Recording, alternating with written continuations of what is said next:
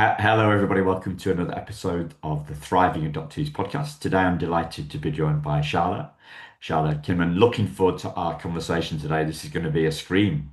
It's going to be a scream. So, Sharla is an adoptee from West Texas, and we're very close in age, just a year's difference. I'm more senior and more what's the word? Mature. That's it. Um, it is funny. It is funny, Charlotte, because I end up interviewing a lot of people around our age. You know, Yes, I have noticed you've this. noticed this. Yeah, yeah, Yes. yeah. But it was a birth mother that brought Charlotte and I together, Laura Ingle. Lovely, lovely lady being on the show. Um, so thriving adoptees then, Charlotte, what comes to your mind when you hear this word, the name of the podcast? Well, hearing the word thriving to me, now I'm a literature teacher, a retired literature teacher, reading teacher. That was my specialization when I majored in education. So you asking me that question is right, right up my alley. I Okay, love that. cool. So thriving to me is a person who in circumstances in any circumstance but really conjures up an image for me of someone that maybe was in not quite the most ideal circumstance, maybe in a challenging circumstance, but they were able to show tremendous resilience, learn coping mechanisms, healthy coping mechanisms. Um, Maybe they were in a situation where they were mentored well by someone and they were able to, or we are able to rise above challenges and thrive Yeah, and grow. I love working in my yard. That's a joy in my life is flowers, planting flowers, tending to flowers. And we live in a climate that's not very conducive to that, especially certain varieties of flowers. And so it brings to my mind a plant maybe that is planted in a different environment or different climate and yet is able with certain conditions to thrive. One of my favorite stories that I taught in junior high was a book called The Witch of Blackbird Pond. And long story short, it's about a young girl who has lost everything and she has nothing and she's forced into a situation where she feels she has no choice but to flee. She lives in Barbados and she knows nothing of the new world, but she has an aunt, family that lives is trying to make their life in the new colony. And at one point in the story, she compares herself, or maybe another character compares her to this bulb that was given as a gift, and it's a flower that should not be blooming. It should not be thriving in this cold winter climate, but yet there it is. And it's so obvious, right? It just like sticks out. And so I guess in my mind, that's what I think of someone when I think of someone that's thriving. yeah. Do you like a metaphor? I do. You like Yeah. metaphors, yeah. Yeah. It just kind of came to my mind. Yeah. Yeah, yeah, yeah. Um, you mentioned mentor. A mentor of mine, you t talked about underground daffodils, right? Yes. Yeah, underground daffodils. So you and I, right? You and I are stood in your backyard, right? Just imagine that we're not 4,000 miles away by. on a Zoom call, right? But we're standing at the backyard and we're saying, yeah, life's great. We're full of joy despite it being a Monday, right? And the world's looking good. The weather's nice. Everything in the garden is rosy, right? Everything in the Mhm. garden is rosy. And there's an underground daffodil bulb, Mhm. right? That can't see the sun. Mhm. And we can hear that underground daffodil going, saying, "You're lying. Life is dark. I Mhm. can't see my way forward. It's scary down here. You're liars." Mhm. Right? Well, it's just because that's still an underground bulb, right? Mhm. That doesn't mean the sun's not there. It doesn't mean that the sun won't shine. And within that bulb is the ability, despite maybe the circumstances it finds itself in, the ability to flourish, to grow, to thrive Yeah, is still there to it's still some there. extent. How The bulb hasn't seen what we've seen. The well, world and is dark I, where that bulb is. yeah. And I think about where I live in my climate, we experience a, a drought a lot. And, no amount of water from the water hose is going to do what the rain does, the way the natural rain nourishes. So I know, like you're saying in your metaphor, for people, we may be, planted, so to speak, as in adoptees into families. We may be planted in different families or soil or conditions. So, yeah, Yeah. It's a seeing thing. Thriving is a seeing thing. Yeah. It's not, I'm not sure if this is going along with what we're saying, but I think one of the things that I've learned through 57 years of life, even more so in the last probably 5 to 6 years, is it's a choice. I know that might come across. I'm a very empathetic person, a very, very deep feeling person, a very, very compassionate person, high levels of mercy towards people. But for me, because you asked me what I thought thriving was, I believe there are different levels, of course. And because that's life, there are ebbs and flows in life where, yes, like you're saying, the sun is shining or, whatever it is that fills your cup that day. So you may feel a little more thriving that day than others, but really thriving is when those days aren't that way.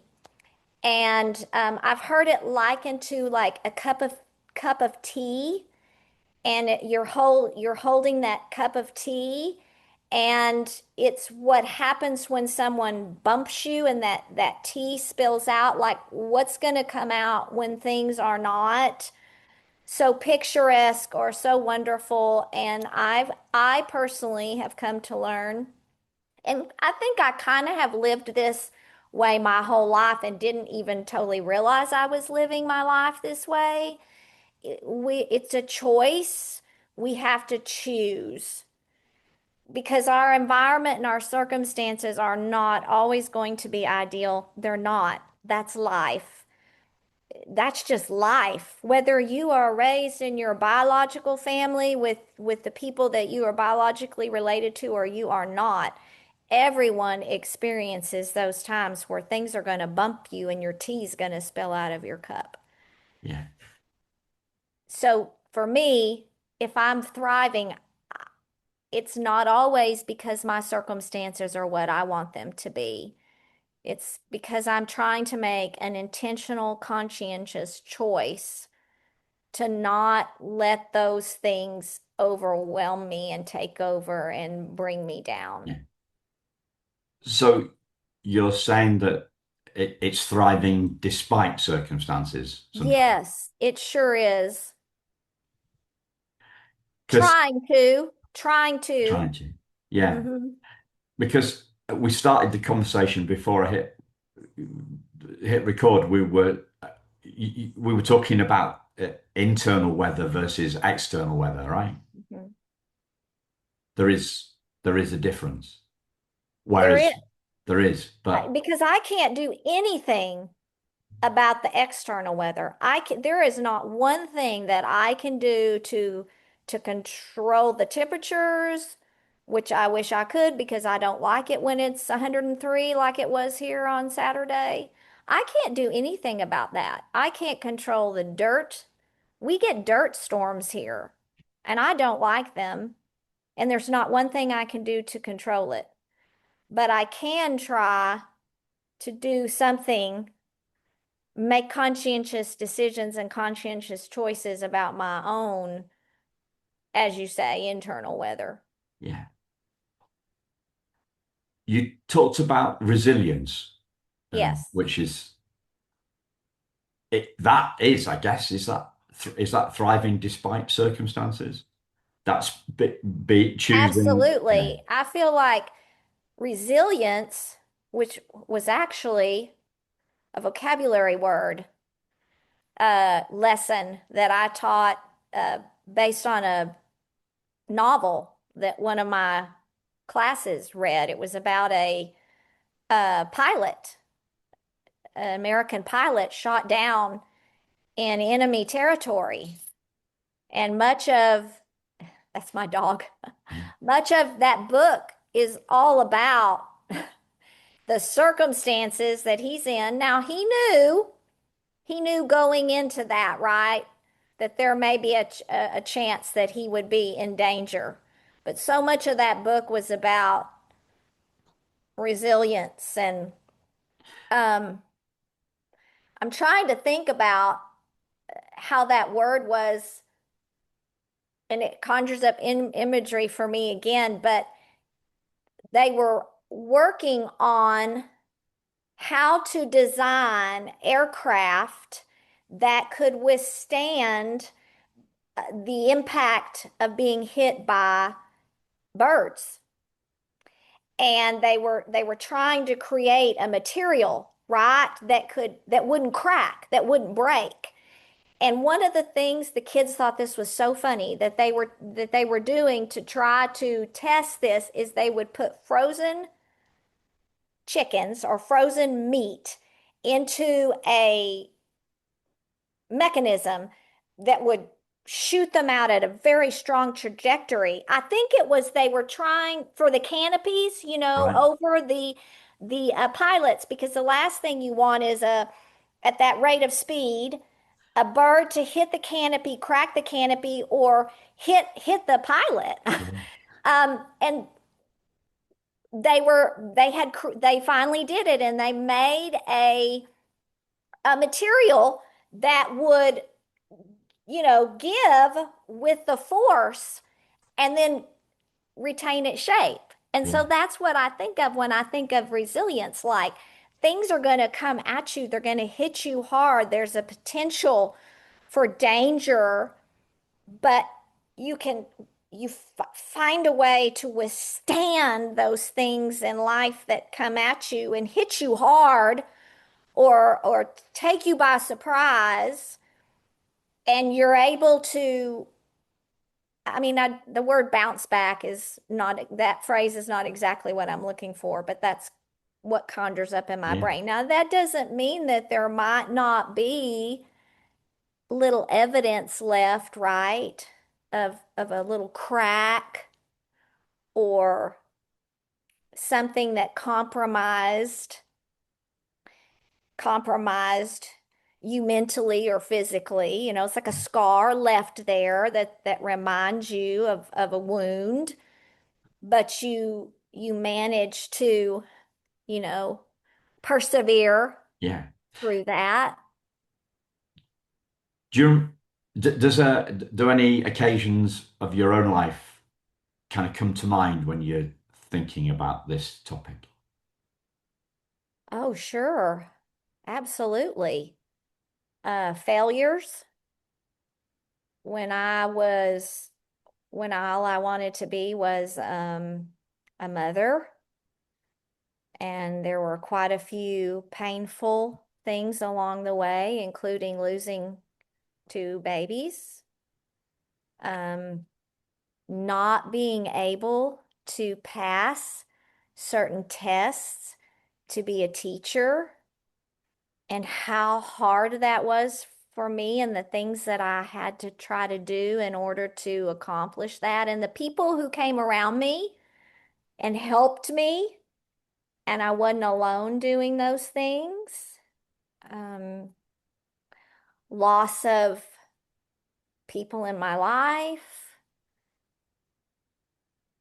Yeah, loss of of things that I never thought I would lose, and how to face those realities and choose to just do the best I could under those circumstances. Sure.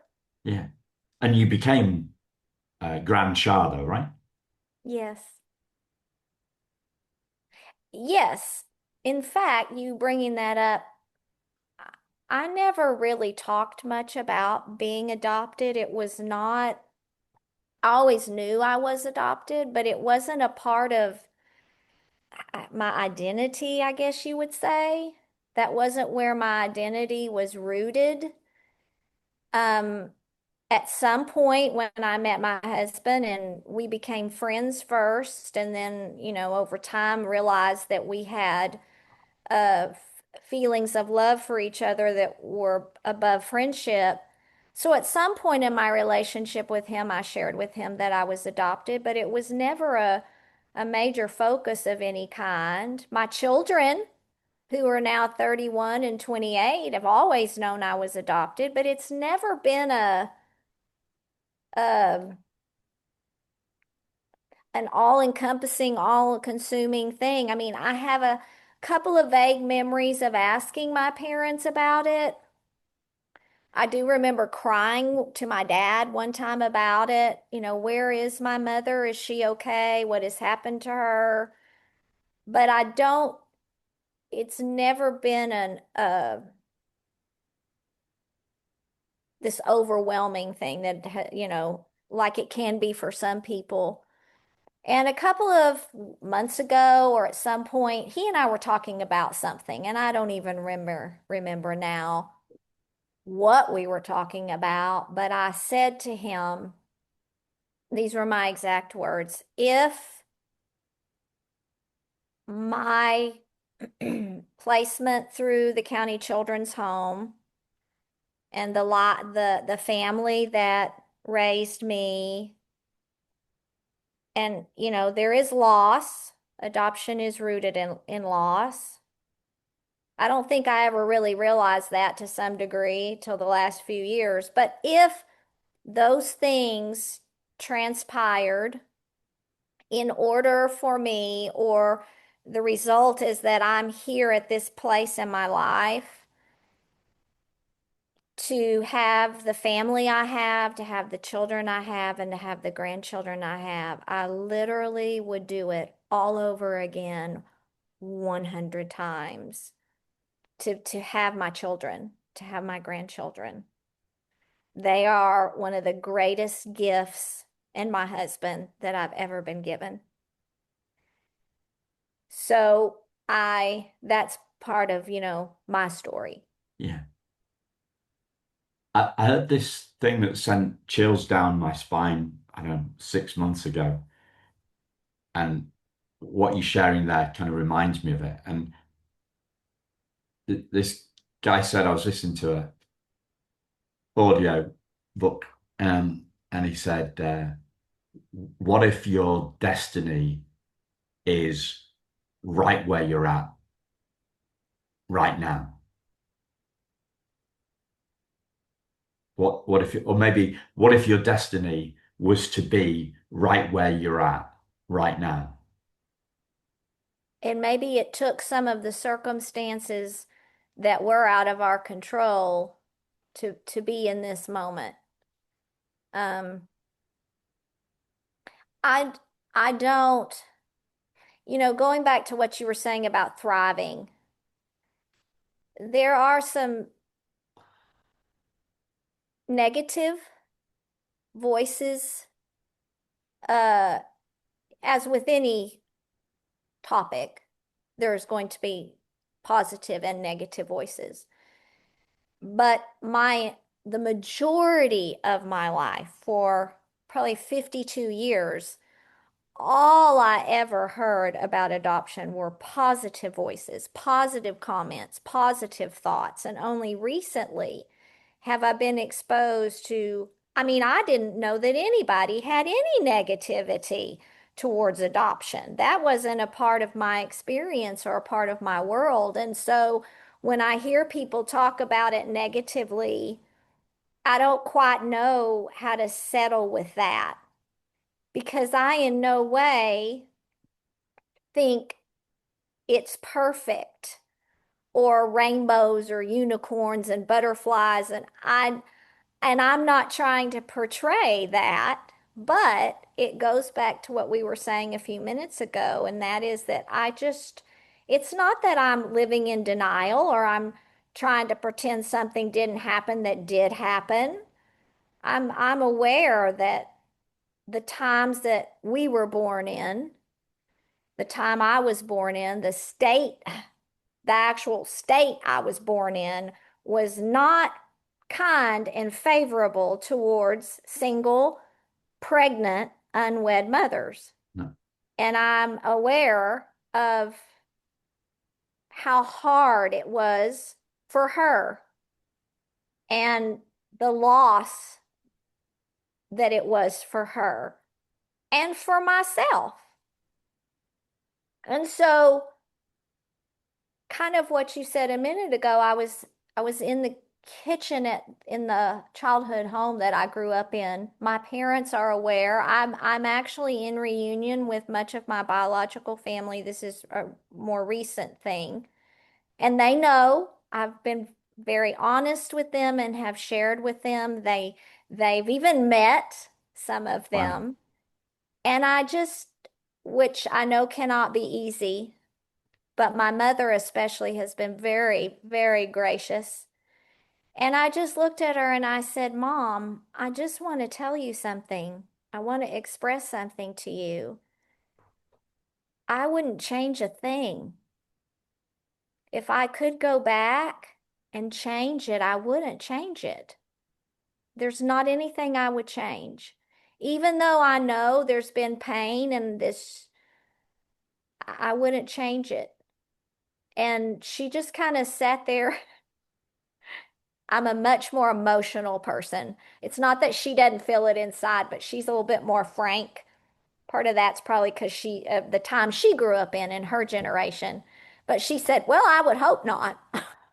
And I thought to myself, "Oh, mother, you know, if my children said something to me like that, I would be overcome with emotion and Yeah. I would start crying and I would put my arms around them and I would say, "Oh, that's one of the greatest things you could ever say to me. Thank you so much," and but that was just and maybe I thought about it later and I thought, she knows me pretty well.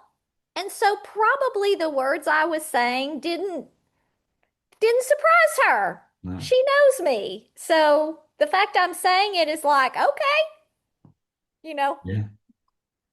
Next. next. Yeah. Yeah. And I'm not wired like that. No. I'm still thinking about it, and she's probably not thought another thing about it. If she has, she's very internal with her thoughts. She she feels things, but she's not an overly expressive person about it. Very, very different for the most part from the family that I grew up in. And I was always aware of that, but I look enough like my family. I'm very petite, and my mother is as well, blonde. They have a biological son that was nine, almost nine when I was born. He's blonde. My mother's blonde. It was, if people didn't know, they would have never known. So those people that are talking uh, negatively about adoption, or they're saying that we can't thrive, they're the underground daffodils, right? To some degree. And I don't even think that some of them say they can't thrive.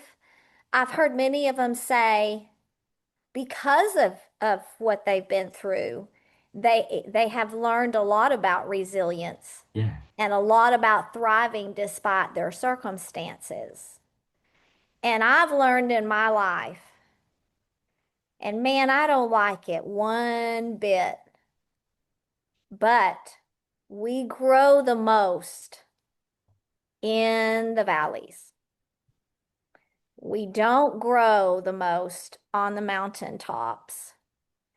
And man, that's a hard part of life because where do we want to be most of the time? Don't we want to be on that mountaintop enjoying the beautiful views and the trees and the fresh air, but we have to climb it to get there.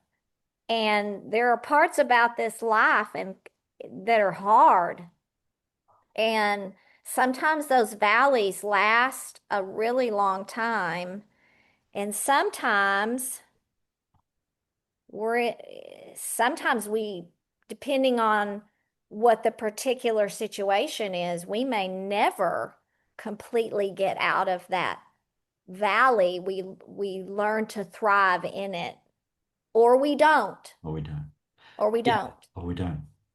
So what stops us thriving then? Well, that's a really good question. I think it goes back to what I said a few minutes ago about choice. We're all on this planet.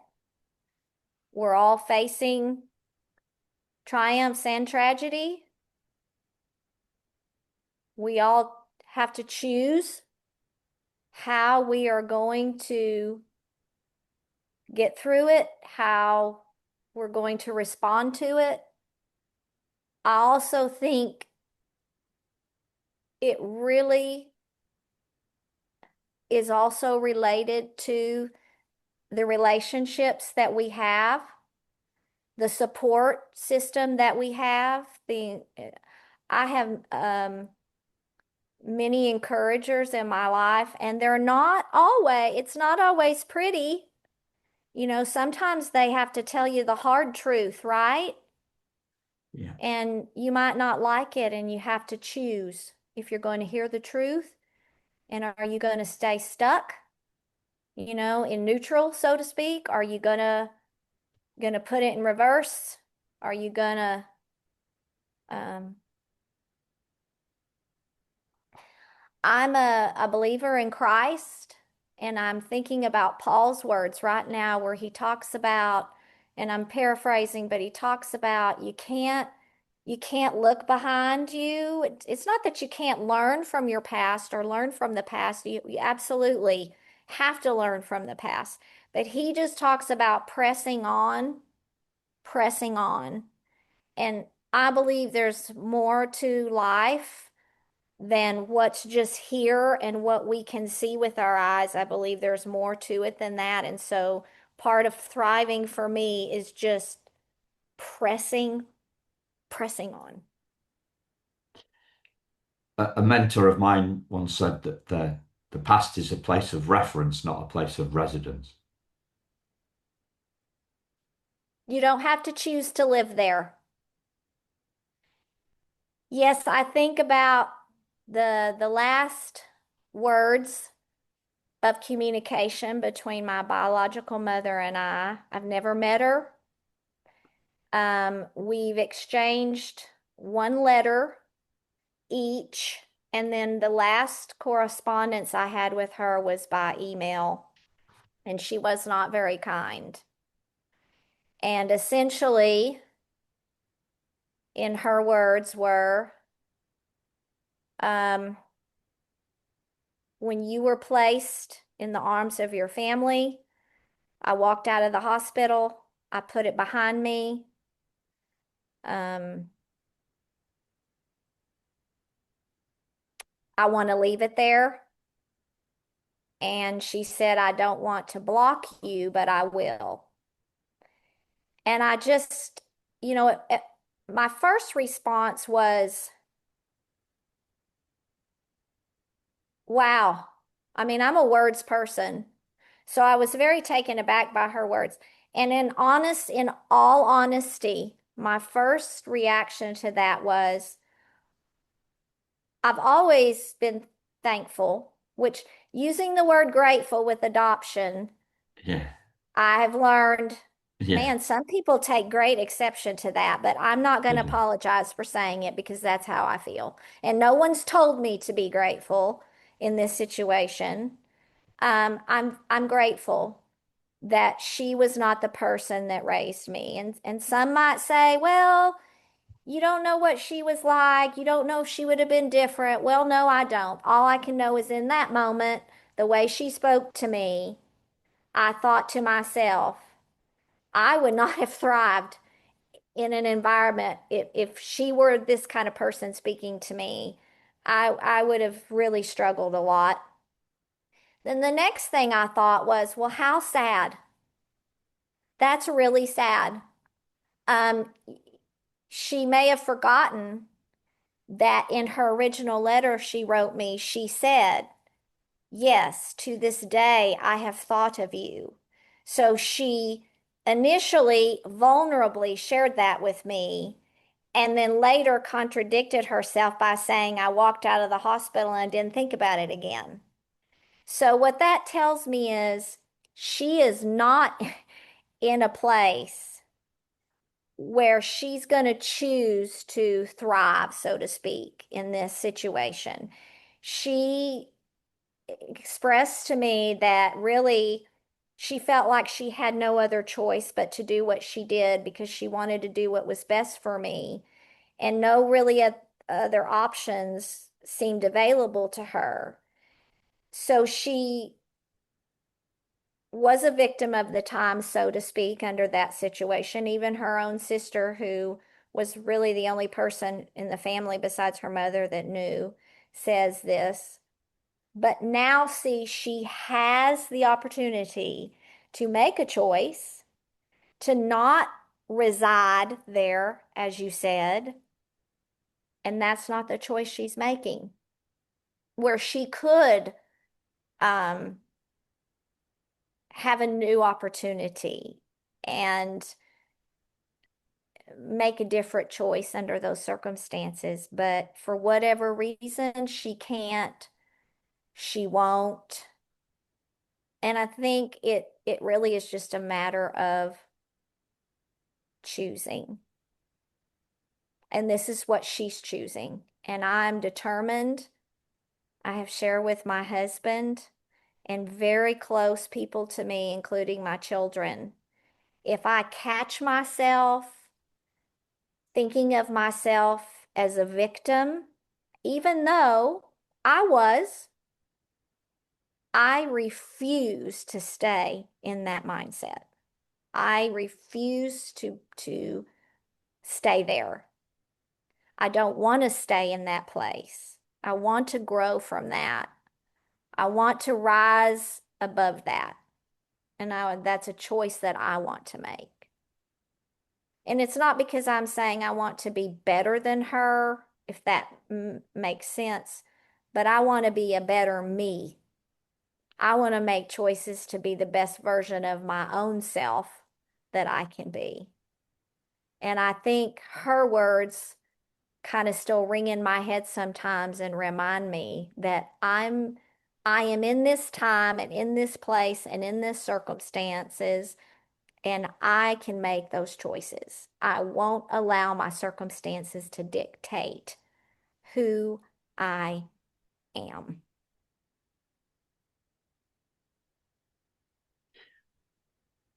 That feels like the perfect place to bring it in, Charlotte. Okay, It's very powerful. thank you. Uh, I don't, I think that's it, right? Okay, Anything else, yeah. Thank you very much, listeners. Um, thank you so much. It's really nice to meet you, to put a face to the voice, and it's an honor to spend part of my morning just getting to talk to you and being asked questions. yeah, I enjoyed that a lot. yeah. Me too. Thanks, listeners. We'll speak to you again very soon.